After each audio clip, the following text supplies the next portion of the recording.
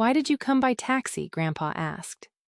"What happened to the Audi we gave you for your birthday?" Before I could answer, Mom smiled. "That Audi belongs to her sister now." Grandpa's face changed. He turned to Miriam, his attorney. "Who signed that Audi over to her? I never signed anything." Brielle stopped smiling. Mom reached for her water. Then Brielle's husband looked at her and said, "Wait. You told me the Audi was gone." My stomach dropped. "Gone." Grandpa leaned forward. "Where is Tessa's car?" Brielle's hand tightened around a key fob under the table. Because they hadn't just taken my Audi. They had traded it for something more expensive, and the paperwork said I had approved it. By 6:30 most mornings I was already wearing a hard hat. The construction trailer at our hospital renovation site smelled like burnt coffee printer paper and wet concrete, drifting in every time somebody opened the door. I would set my laptop on the folding table, check the overnight schedule, and start calling subcontractors before half of Philadelphia had finished breakfast. I was 29 then, an assistant project manager for Larkin Commercial Builders, which sounded more impressive than it felt at 6:30 in the morning. When a plumbing crew was late, an inspector had changed his arrival time and somebody had parked a delivery truck in the one lane we needed to keep open. I liked the work. Problems showed up with names, dates, and consequences. You found out what went wrong, figured out who could fix it, and moved on. Family was harder. For years, my mother Denise had used one sentence to explain nearly every uneven decision she made between me and my older sister Brielle. "Tessa will be fine." It sounded like confidence if you heard it once. After 20 years, it felt more like permission. When I was in college and asked whether Mom could help with part of my tuition, she told me borrowing would build character. Brielle was getting married that same year. "Your sister only gets one wedding," Mom said while flipping through a binder of reception menus. "You'll have years to pay off school." So I borrowed. At Christmas, Brielle got help covering a photographer deposit. I got a new laptop bag because mine had a broken zipper. I remember thanking Mom anyway. That was the role I had gotten good at. Be grateful. Be practical. Don't make the room uncomfortable. Brielle was 33, beautiful in the polished way that worked well in luxury real estate. She knew which coat looked expensive without being loud, which restaurant had the right lighting for client dinners, and how to turn almost any conversation back toward how difficult it was to raise 2 children while building a business. None of that made her a bad mother. But somewhere along the way, motherhood became a family credential. The rest of us were expected to respect more than our own boundaries. 2 years before the Audi, Grandpa Walter and Grandma June had given Brielle about $45,000 to help launch her real estate business and cover childcare during the first year. I did not object. It was their money. What I noticed was the way Mom described it. "That's not spending," she told me. "That's investing in her family." When my 12-year-old sedan started having problems, I did not ask anyone for $45,000. I barely asked for rides. The air conditioning had already failed twice. The engine light came on whenever I drove farther than 40 miles. And once the car died on the shoulder while I was headed to a hospital renovation meeting. A tow truck driver found me standing beside it in work boots and a reflective vest answering emails from my phone. The following week, I asked Mom whether I could borrow her SUV for one morning while my car was at the shop. She hesitated. "Brielle needs it Thursday." "For what, a real estate photo shoot?" I stared at her. "My car is being repaired. And yours will be fixed soon. Brielle has clients." There it was again. Tessa will be fine. Grandpa and Grandma were the reason I kept showing up to family dinners, even when Mom made me feel like a guest in my own family. Walter was quiet, observant, and almost obsessive about paperwork. June remembered what people said months later. Miriam handled their legal documents while Mom helped them with smaller administrative things, and had access to more family paperwork than I ever thought twice about. Back then, trust still looked ordinary. Grandpa noticed more than I realized. On my 29th birthday, he and Grandma asked me to come by their house after work. I expected dinner and maybe one of Grandma's cakes. Instead, Grandpa walked me into the driveway and held out a key. A dark blue Audi Q5 sat near the garage. For a second, I thought somebody else was visiting. Then he said, "It's yours." I actually laughed because I thought he was joking.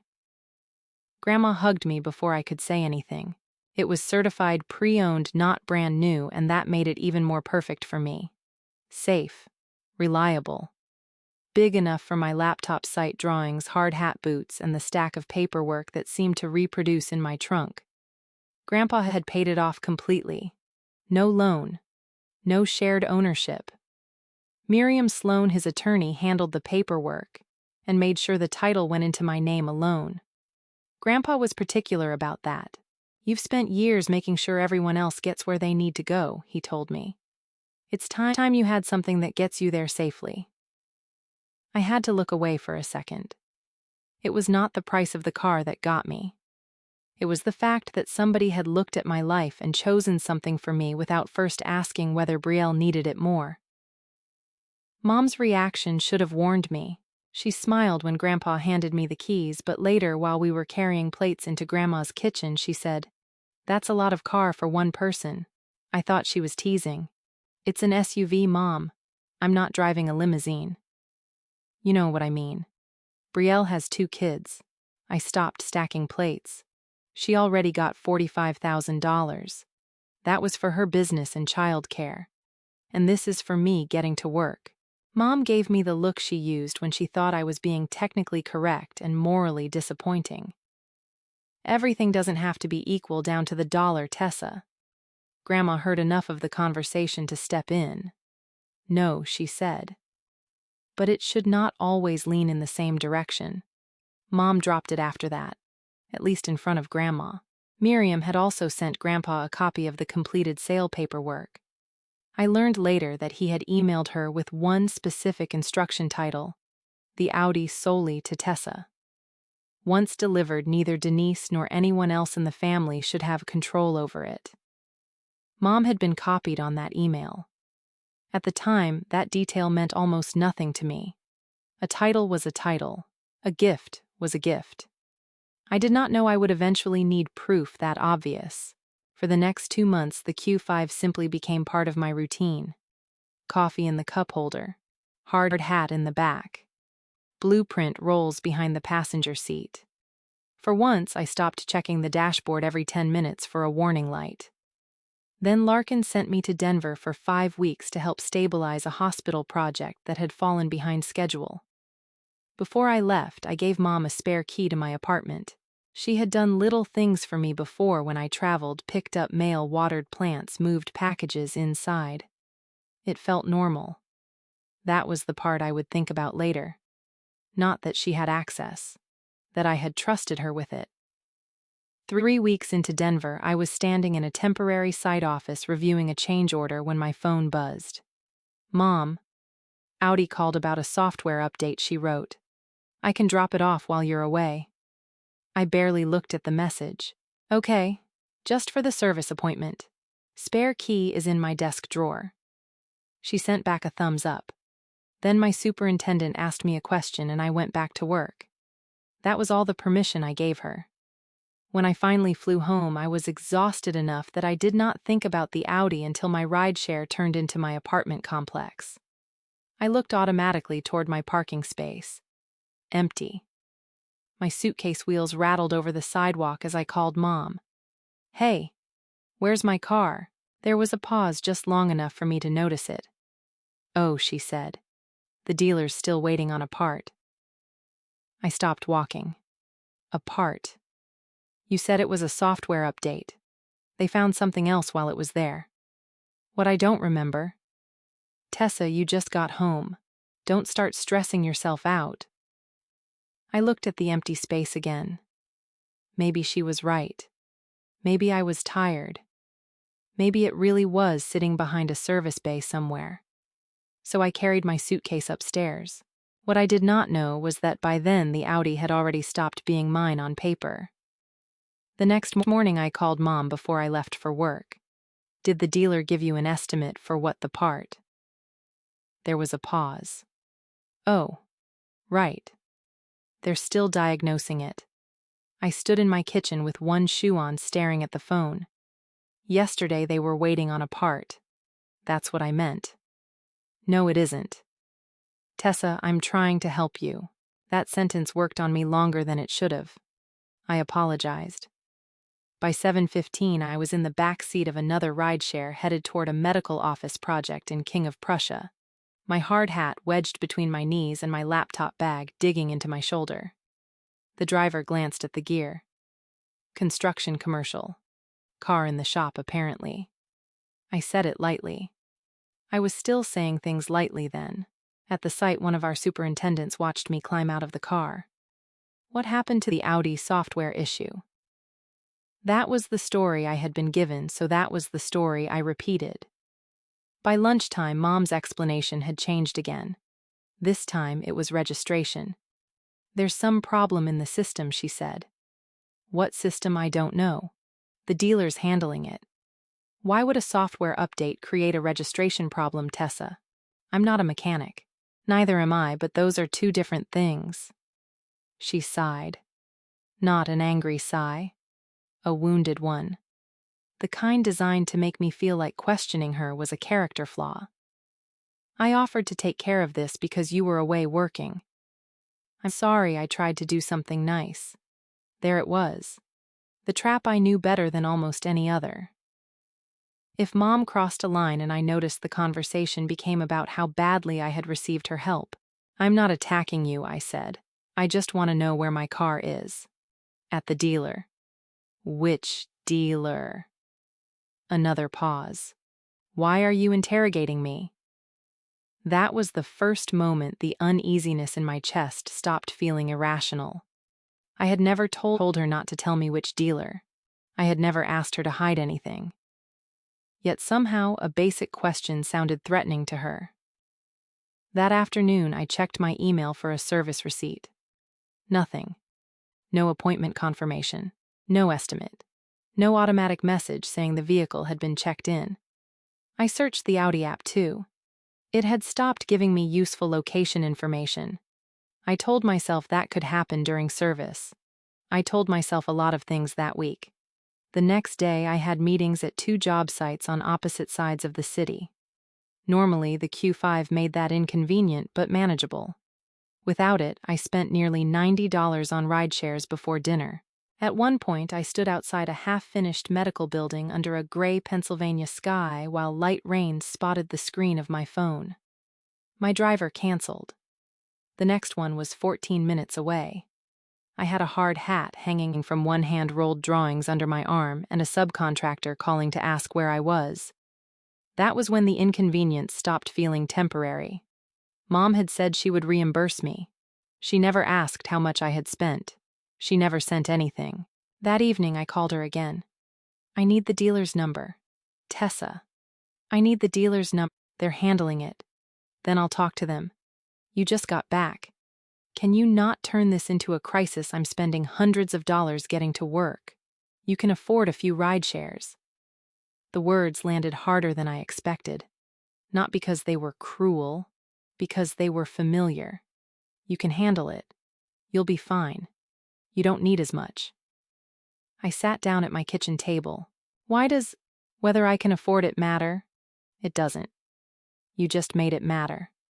I'm saying you're acting like you've been stranded in the middle of nowhere. I'm asking where my car is, and I told you it's being dealt with. Then she changed the subject. She asked if I had bought Grandpa's birthday gift yet. His 80th birthday dinner was that weekend. I have. Good. He's looking forward to seeing everyone. Everyone. I remember hearing that word and deciding I did not want to be the person who ruined his birthday over a dealership problem. So I backed off. Again. That was one of my worst habits. I could tolerate almost anything if I could convince myself the timing was inconvenient for somebody else. On Thursday, Brielle called me. She almost never called during the workday unless she needed something. Mom says you're upset about the car. I was walking through a parking garage toward another rideshare pickup zone. I'm not upset about the car. I'm upset because nobody will tell me where it is. She said it's being handled. Do you know where it is? Silence. Not long. Maybe a second. But long enough. No. You hesitated. I was pulling out of a parking lot. I heard no engine. No turn signal. Nothing. Then she added, "You know Mom gets overwhelmed when you keep asking her the same thing." That almost made me laugh. I've asked because she keeps giving me different answers. She's trying to help. So everyone keeps telling me. Brielle exhaled sharply. You don't understand how complicated things get when you have kids and 100 things going on. I stopped walking. What does that have to do with my Audi? Nothing. Then why did you bring up your kids? I didn't mean anything by it. That was another sentence my family loved. They could place something very specific on the table, then act surprised when I looked at it. I got into the rideshare and shut the door. Brielle, have you driven my car? No, too fast. Has Mom? I don't know. Do you know which dealer has it? No. This time there was no pause. I believed that answer even less. After we hung up, I opened my text with Mom and scrolled back to Denver. Audi called about a software update. I can drop it off while you're away. Okay, just for the service appointment. Spare key is in my desk drawer. I read the exchange 3 times. There was no ambiguity. No permission to lend the car. No permission to let Brielle use it. No permission to make any decision about ownership. Just service. For the first time, I thought about the apartment key. Mom had not only known where the Audi key was. She had been inside my apartment alone. My desk was in the second bedroom I used as a home office. The car title was in a file box in the closet beside my insurance papers, tax returns, and old employment documents. I felt stupid the second the thought crossed my mind. My own mother would not go through my files. Would she? That question stayed with me all afternoon. I hated it. I hated myself for asking it. The thing about favoritism is that you can live with it for years without calling it what it is. You turn each incident into a separate explanation.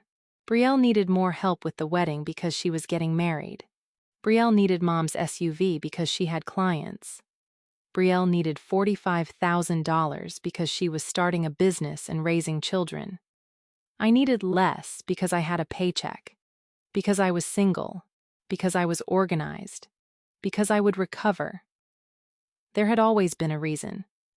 What I had never asked was why the reason always required me to give something up.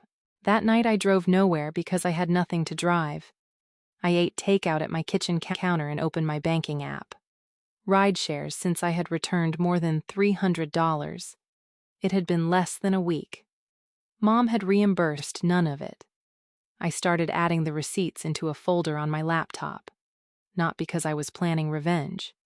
Because documentation was what I did at work when something stopped making sense. A schedule slips. Document it. A subcontractor says one thing and does another. Document it. A delivery disappears. Document it. It occurred to me that I gave strangers on construction sites less unquestioned trust than I had been giving my own family. The following morning I called Mom before she could call me. I want the Audi back today. She went quiet. Not confused. Not surprised. Quiet. Tessa, that may not be possible. I gripped the edge of my desk. Why? There are some things being worked out. What things? I don't want to have this conversation while you're emotional. I stood up. I'm not emotional. You sound emotional. I sound like someone asking for her own car.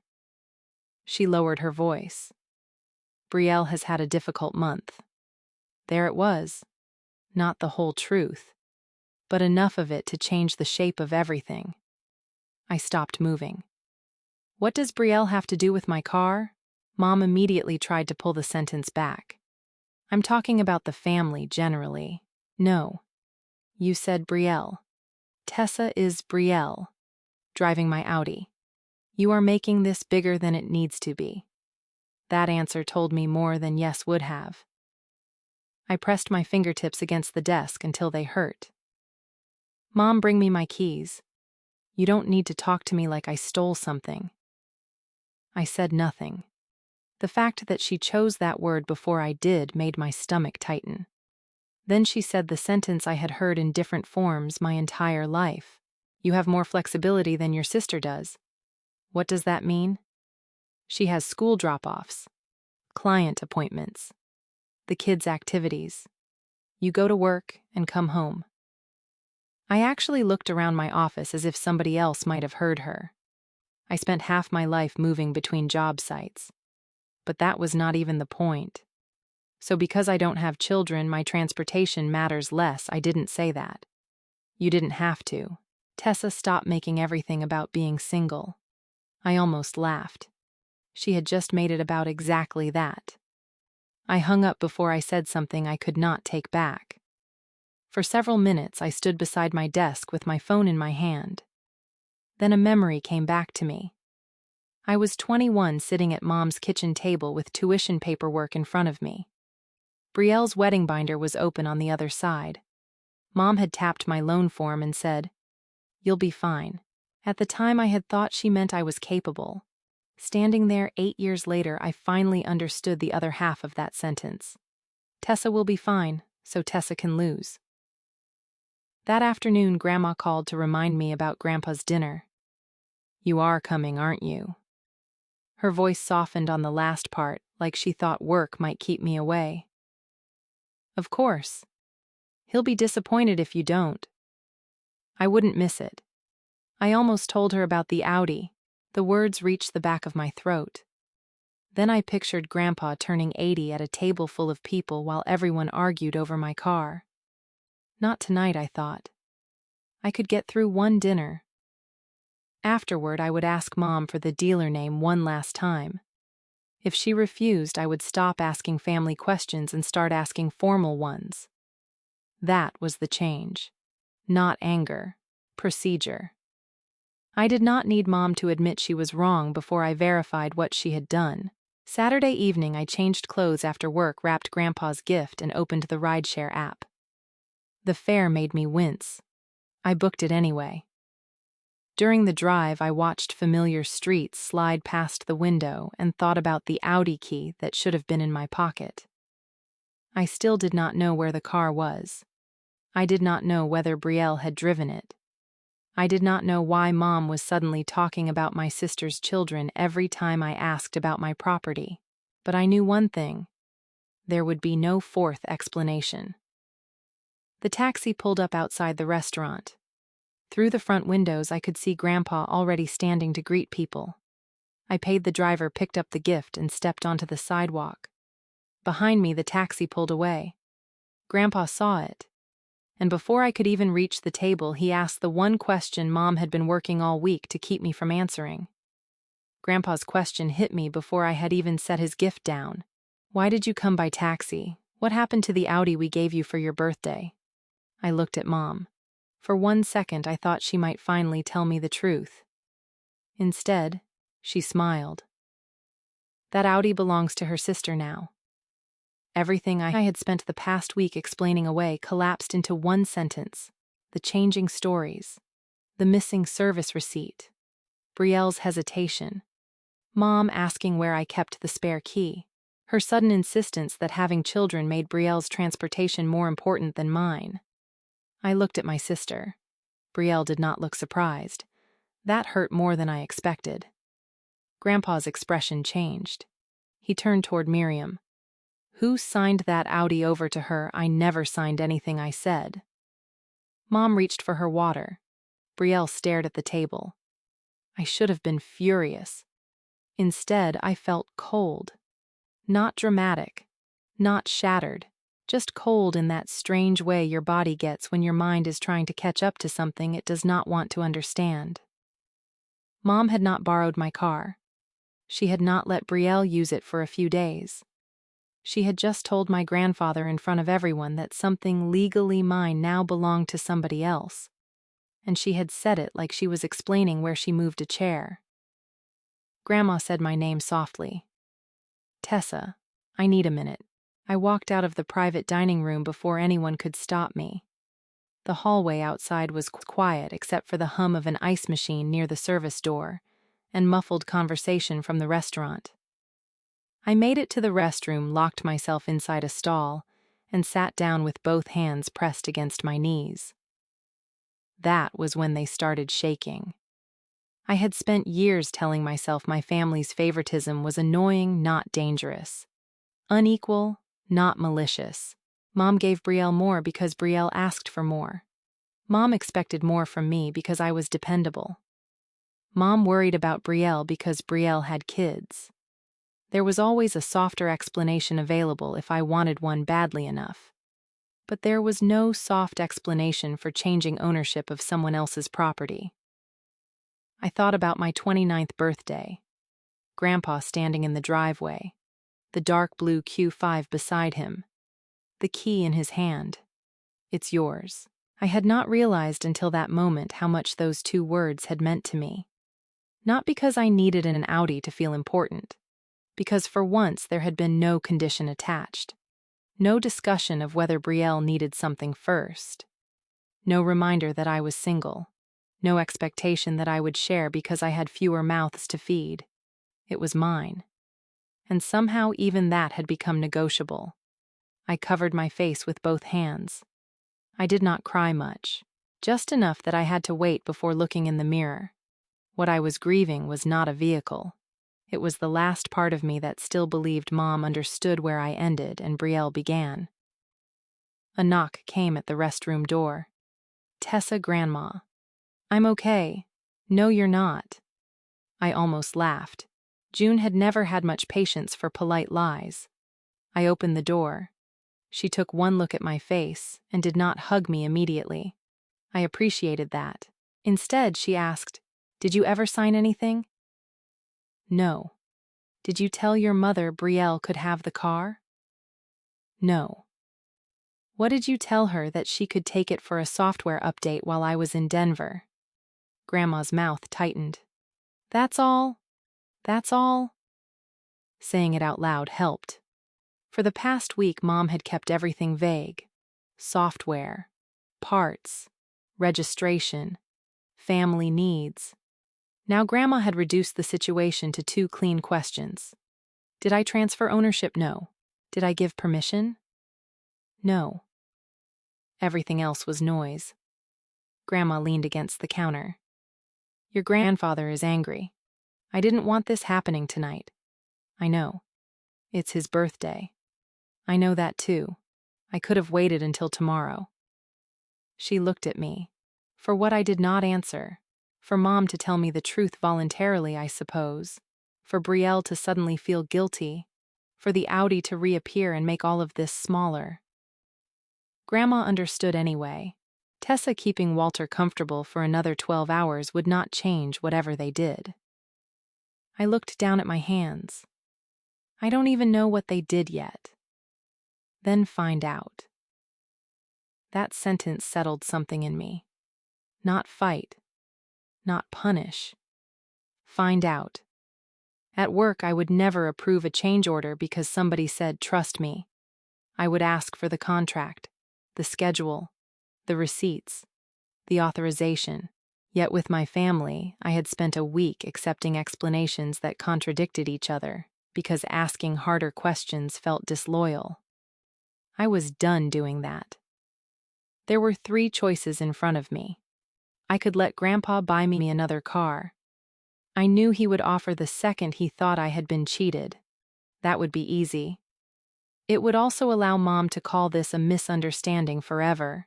I could walk back into that room, furious, accuse Denise and Brielle of every terrible thing I suspected, and make Grandpa's birthday the ugliest family dinner we had ever had. Part of me wanted to. But suspicion was not proof. Or I could go back in, sit down, and answer only what I knew. No guessing. No screaming. No letting Mom turn the conversation into whether Brielle deserved a bigger car. Who owned the Audi I did? What had I authorized a service appointment? Had I signed it away? No, everything after that could be documented. I splashed cold water on my face. Grandma handed me a paper towel. I'm not asking Grandpa to replace it, I said. She studied me. I didn't say you should. I know. But he's going to offer. Probably. If I take another car, Mom will tell herself she fixed it. Grandma nodded once. And if Brielle has my Audi, I want to know exactly how she got it. That was the first boundary. No replacement instead of truth. The second was simpler. Nobody would use my name again without my permission. The third was the hardest. If the truth hurt the family, I was not going to confuse that with me hurting the family. We walked back toward the dining room. Before we reached the door, I could hear Mom speaking. Her voice was low and soothing. She's upset right now. Once she calms down, this will make more sense. I stopped. Grandma looked at me. For years, that sentence would have worked. Tessa is upset. Tessa is overreacting. Tessa will calm down. Tessa will be fine. I opened the door.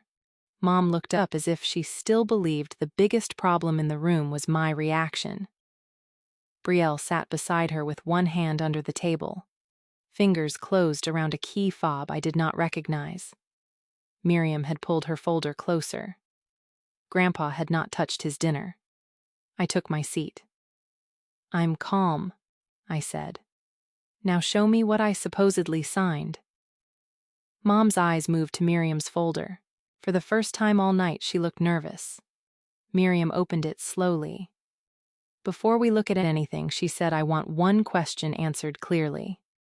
She looked at me. Did you ever sign a title transfer gift affidavit dealer form or any document giving the Audi to Brielle? No. Did you authorize Denise to sign for you? No. Did you authorize Brielle to take ownership? No. Grandpa looked across the table at Mom. Then he repeated the question from a few minutes earlier. Who signed that Audi over to her? Nobody answered. Brielle's fingers tightened around the key fob beneath the table. Mason noticed. What key is that? She pulled her hand back. Nothing. Brielle. His voice had changed. She set the fob on the table. 4 silver rings. Audi logo. Not my key. Mason stared at it. The Q8, Brielle said nothing. I looked from the key to her face. What Q8? Mom spoke before she did. This is exactly why we should discuss this privately. We are discussing it privately, Grandpa said. There were 8 people in the room, all family except Miriam. Nobody was filming. Nobody was posting anything. Mom had simply lost control of who got to define what had happened. Mason looked at Brielle. You told me Tessa gave you the Q5. Brielle's face tightened. Mom said she would handle it. That sentence landed harder than I expected. Not Mom said Tessa agreed. Not Mom showed me permission. Mom said she would handle it. Grandpa leaned forward. Where is Tessa's car? Brielle glanced toward Mom. Grandma repeated it.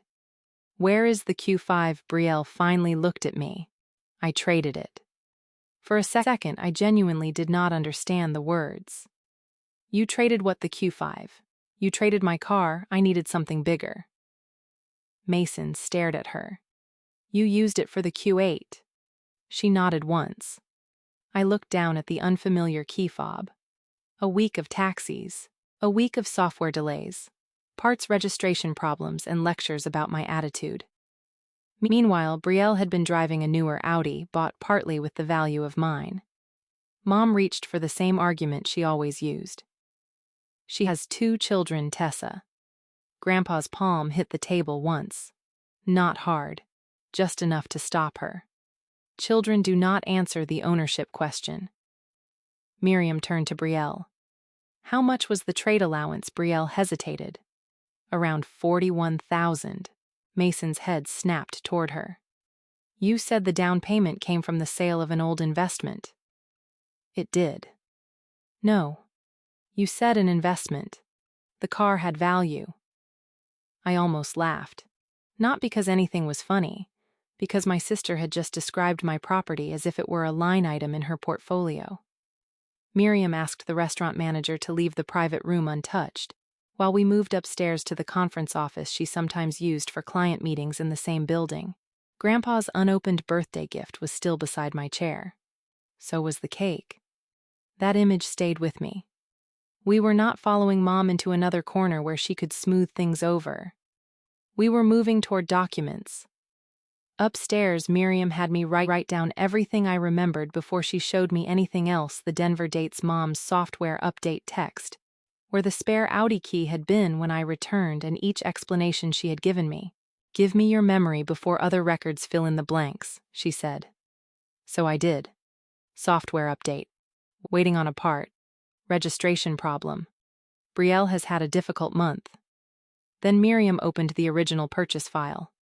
My name was on the sales agreement. Sole owner. No lien. She pulled up an email from Grandpa. Title the vehicle solely to Tessa. Once delivered, neither Denise nor I should retain control over it. Mom had been copied. I looked at her. You knew. She folded her arms. I knew your grandfather wanted it in your name. That is the same thing. No, it isn't. Families make adjustments all the time. Miriam looked up. Not to ownership without the owner's signature. Mom's mouth closed. Miriam made a call and requested the title image connected to the Q5. While we waited, nobody spoke. The office vent hummed above us. Somewhere downstairs, people were still eating dinner. A few minutes later, Miriam's tablet chimed. She opened the scanned transfer and handed it to me. My name was printed on the seller line. Below it was a signature. My signature. Almost. The first letter was right. The slant was close. Whoever had done it had seen enough of my handwriting to make it pass if nobody looked too carefully. I stared at the date. May 18th. My brain went somewhere practical before my emotions could catch up. May 18th. Miriam nodded. I pulled out my phone. My work calendar still had the Denver assignment loaded. I was in Denver. Mom looked away. Not just in Denver. I was on site. I opened an email from our superintendent, then my badge records. At 6:42 that morning, my badge opened the gate at the hospital project. Miriam leaned closer. I had a recorded project call at 2 that afternoon. There will be a meeting archive. I have hotel receipts, timesheets, flights, everything. Grandpa looked at Mom, 1,400 miles away. No one corrected him. Miriam's voice stayed level. If this document says Tessa appeared in Pennsylvania and signed in person that day, we have a serious problem. Mom finally spoke. You're making it sound criminal. I'm describing the document, Miriam said. I'm not characterizing anything beyond what we can prove. That mattered to me. She was not turning Grandpa's birthday into a courtroom. She was stripping away every emotional excuse and leaving only facts. Mason pushed his chair back. Brielle, you told me this was already cleared before Tessa came home. Brielle's face went pale. I thought it was. How she said nothing. Miriam looked at me. Do you want me to preserve the dealer records tonight? Yes. Mom turned toward me. Tessa, think about what you're doing. I am. You could destroy Brielle's financing. I looked at her. You used my car to create Brielle's financing. That is not fair. No. It is exact. Miriam called Ridgeway Audi. She stepped a few feet away, but I could hear enough. Vehicle identification, trade-in date, conditional financing, disputed title, preservation request. When she returned, her expression had changed. The Q5 is still there. I sat up.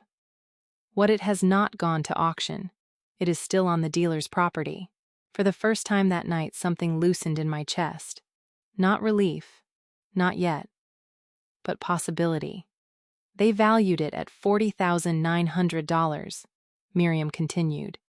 That amount was applied toward a Q8 with a sale price a little over $92,000. Grandpa closed his eyes for a second. Grandma looked at Brielle. So this was not about getting the children a safe car. Brielle's eyes filled. I needed something reliable. You had an Explorer, Mason said. It needed repairs.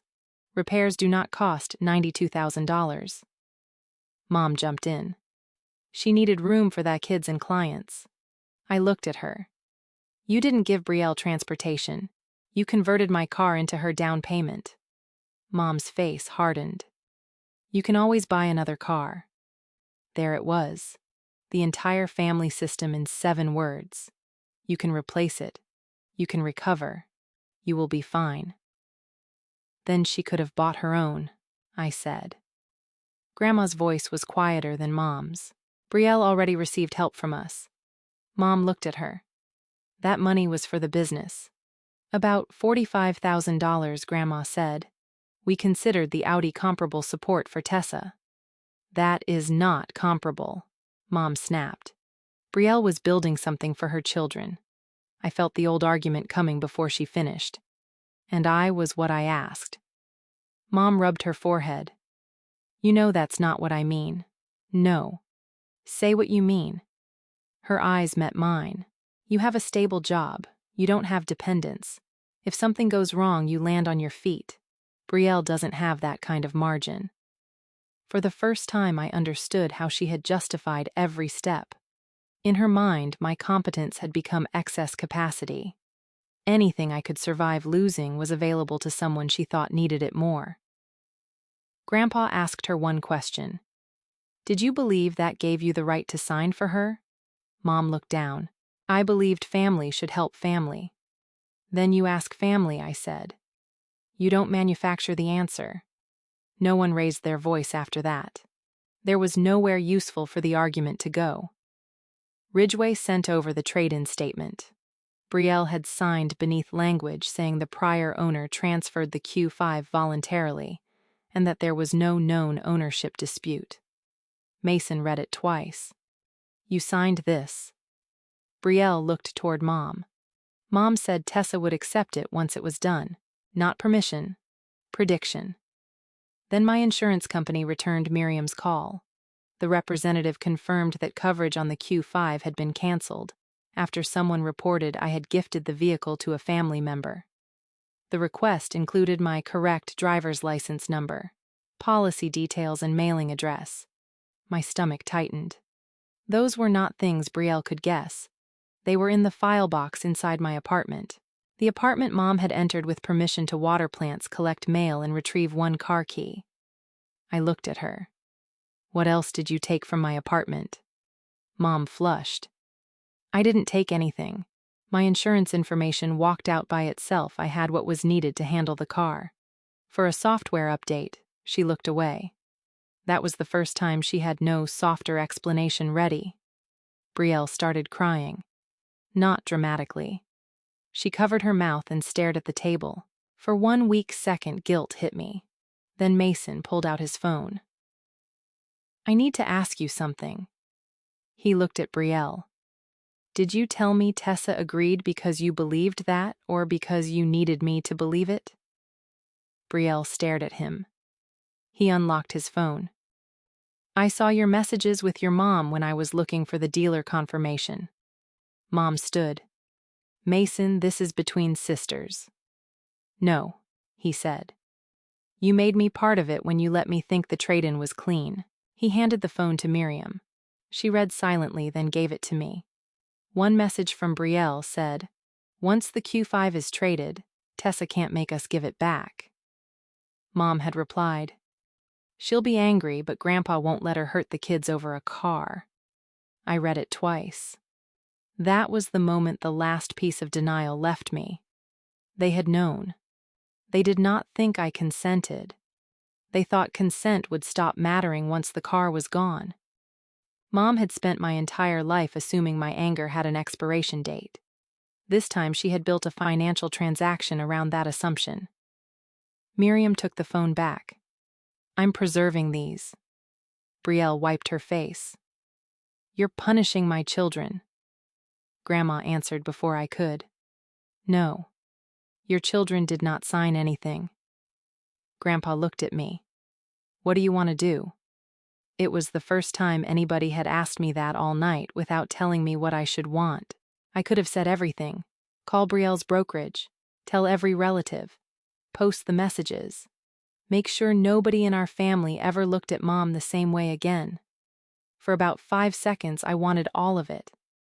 Then I looked at Mason, at Grandma, at Grandpa's untouched birthday cake downstairs. Brielle's children had not done this.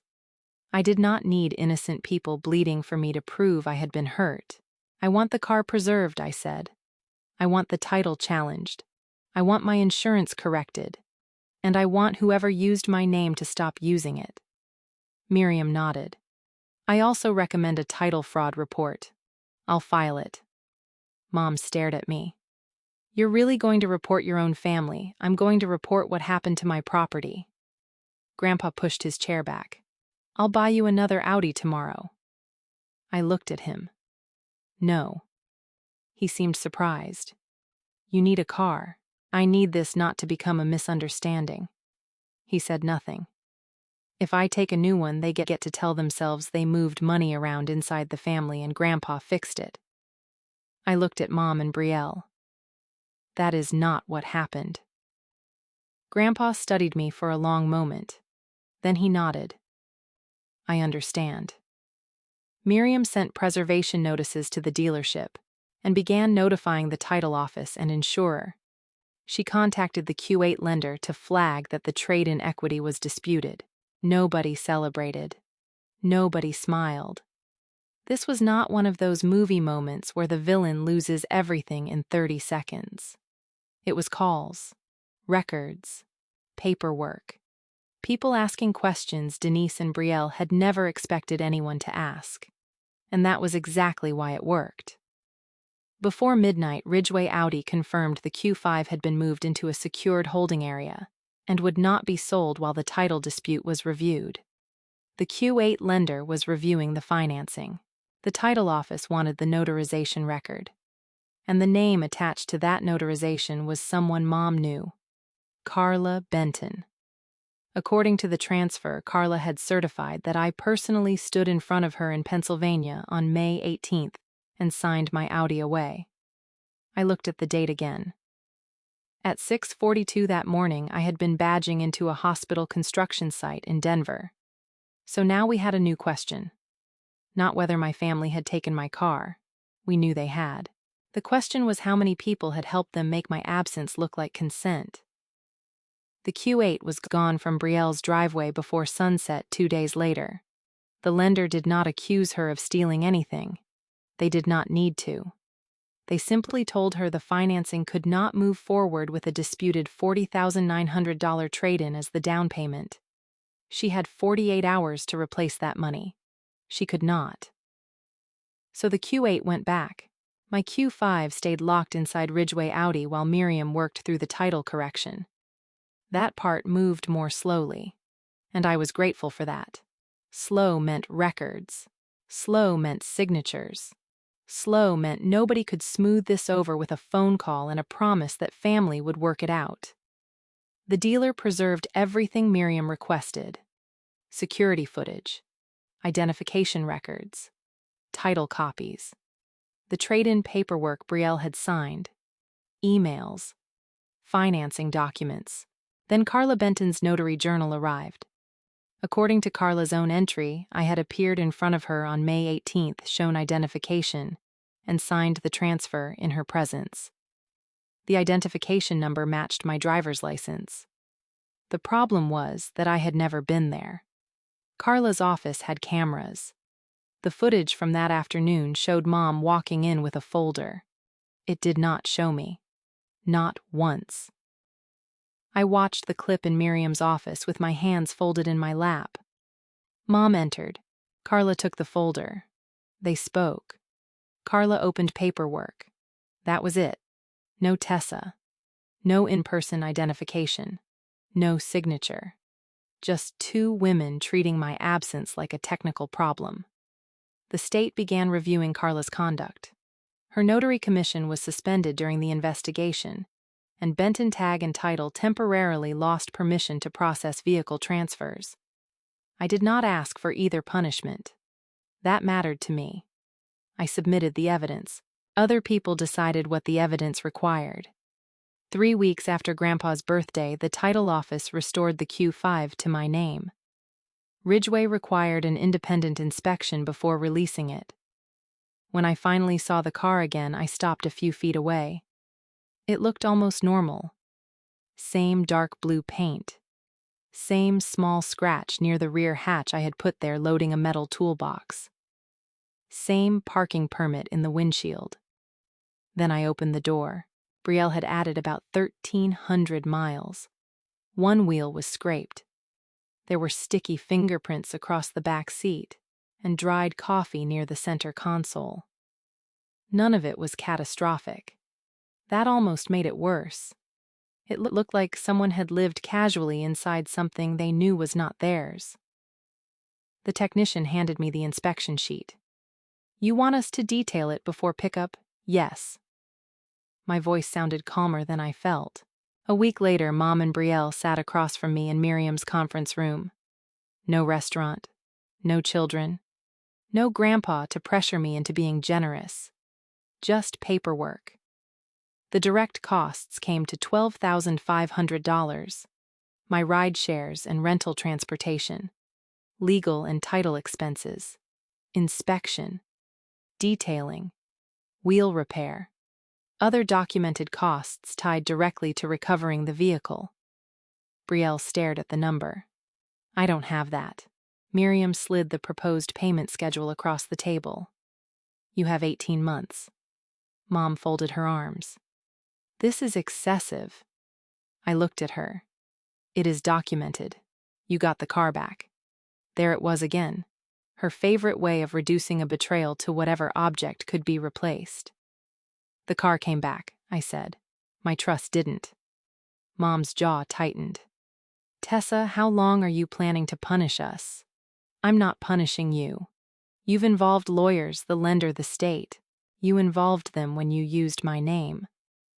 Brielle looked exhausted. Without the Q8 key in front of her, she seemed smaller. "My kids needed reliable transportation. You had an Explorer. It needed repairs. Then repair it." She looked at me like I was refusing to understand something obvious. "You don't know what it's like having 2 kids and clients depending on you." "No," I said. "But I know what it's like having someone decide their problems belong to me." She looked away. Mason had stopped defending her by then. After the title dispute surfaced, he pulled their credit reports and started reviewing their finances. That was how he found roughly $38,000 in credit card debt Brielle had never fully disclosed. The Q8 was not one bad decision. It was another attempt to maintain a life that looked more stable than it was. Mason moved into his brother's house for several weeks.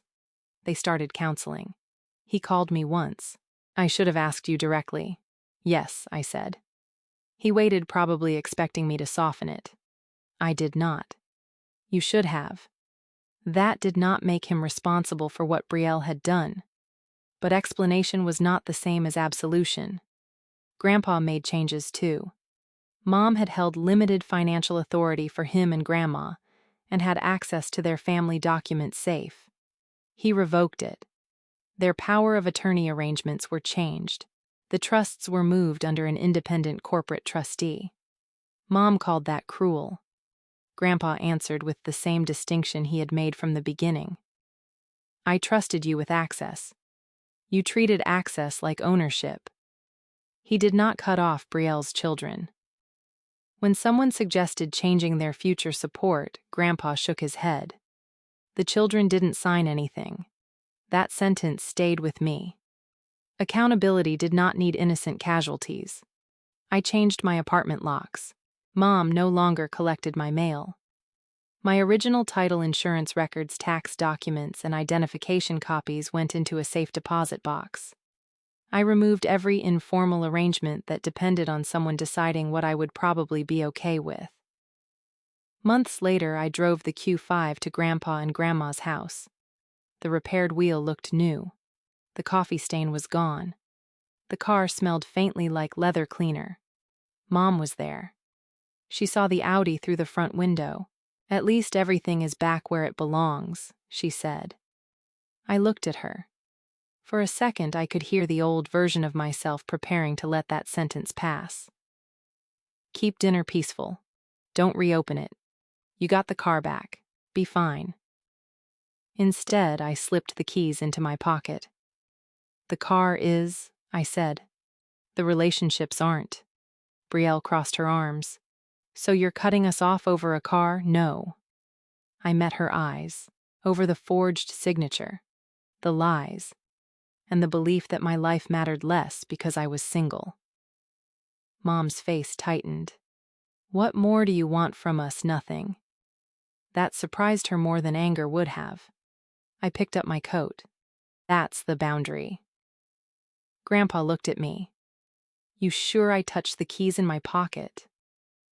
For my 29th birthday, those keys had meant somebody had finally chosen something for me. After everything that happened, they meant something different. Choice itself. Yes, I said. They returned the vehicle. They didn't return the trust. Then I walked outside, got into my Audi, and drove home without waiting for anyone to tell me I would be fine. I used to think being the dependable one meant I should carry more without complaining. Now I know strength does not make your boundaries optional, and family does not get to turn your silence into permission. I got the Audi back, but getting my voice back mattered more. Would you have reported the transfer or taken Grandpa's replacement car to keep the peace? Tell me in the comments, share your own family story, and subscribe for more. A returned key can give you back a car. It cannot automatically give you back trust.